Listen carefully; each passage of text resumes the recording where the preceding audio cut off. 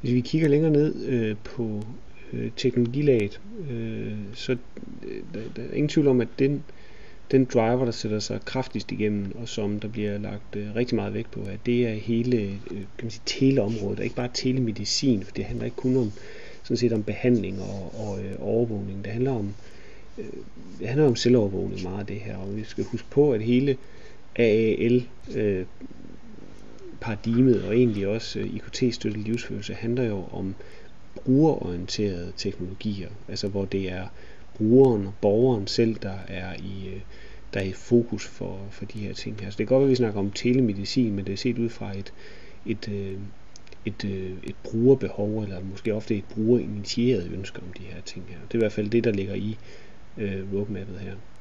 Men de ting, som det vi snakker om før omkring demografi og økonomi sætter igennem, jamen de teknologitrends, som det her er bygget op omkring, det er, hvis vi tager kategorierne, jamen så er det i høj grad kommunikation, altså internettet, igen som begreb kan man sige, som ikke bare handler om at koble personer, men også ting sammen, stigende båndbredder, auto-ID, hele tagging-området, integrationsservice, ikke mindst robotter i en eller anden afskygning, enten ikke som nødvendigvis støvsugerrobotter, men robotter, der kan hjælpe med løfte og dagligdags robotter og den slags ting.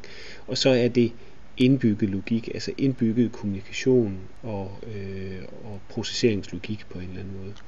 Og det er nogle af de kernebyggesten i teknologien, som roadmappet her peger på, der skal være fokus på. Og det handler rigtig meget om kommunikation, og det handler rigtig meget om integration. Det så skal bruges til, og der peger man så på en række applikationsfamilier, som de her teknologier skal hjælpe med at understøtte. Og de handler rigtig meget om de her kommunikation og telemonitorering i en eller anden afskygning. Og så handler de også om interaktion, det vil sige, der er jo systemer, der skal interageres med. Måske er nogle brugergrupper, som ikke er så teknologiparate, og som ikke er så teknologivante, måske selvom vi måske nok sådan løbende bliver mere og mere teknologivante, så har flere jo også påpeget, at vi også her måske ikke helt er så modne, som vi måske går og tror, når vi udvikler de her ting. Så hele interaktionsaspektet er faktisk ret kraftigt fremhævet i roadmappet her. Og det er alt lige fra en kan man sige, passiv scenarie, hvor det handler om noget videokonsultation, og så et meget aktivt scenarie, hvor det er en platform for selvkontrol af for eksempel kroniske lidelser. Og det er nok de to yderpunkter, ikke? Altså et fuldstændig passivt scenarie, og så et fuldstændig jeg er selv i kontrol scenarie i den anden ende.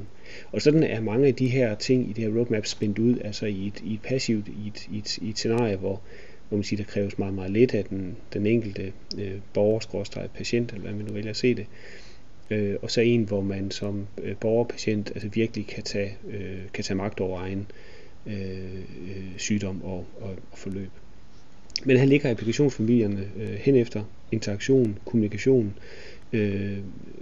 sensorik er selvfølgelig meget vigtigt, det at kunne samle data op fra mange kilder, enten på afstand eller meget, meget tæt på, altså det vil sige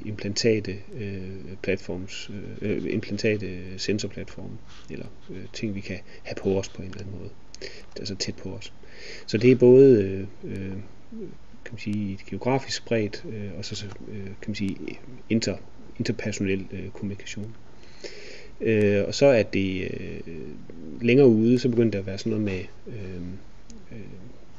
også at agere på baggrund af det her. En ting er selvfølgelig at overvåge og holde øje og samle op og ting, så det bliver vi ikke særlig raske af, bliver hjulpet særlig meget af, men hvis vi begynder at kan danne mening på baggrund af det, altså lave en form for reasoning, altså for eksempel kontekst, bestemmelse, at hvis det her sker, og jeg er hjemme, jamen, så er det en ting, der skal ske. Hvis jeg er ude, og noget andet sker, jamen, så er det noget andet, der skal ske. Hvis jeg er hjemme, så er det måske nogle pårørende, der skal adviseres. Er jeg ude, jamen, så er det måske nogle andre, en eller anden form for ekstern hjælp, jeg skal bede om. Og det er sådan noget af det, som hele aktuatordelen her handler om, altså hvor man kan sige, hele værdikæden fra sensor til aktuator er er illustreret i det her roadmap i hvert fald.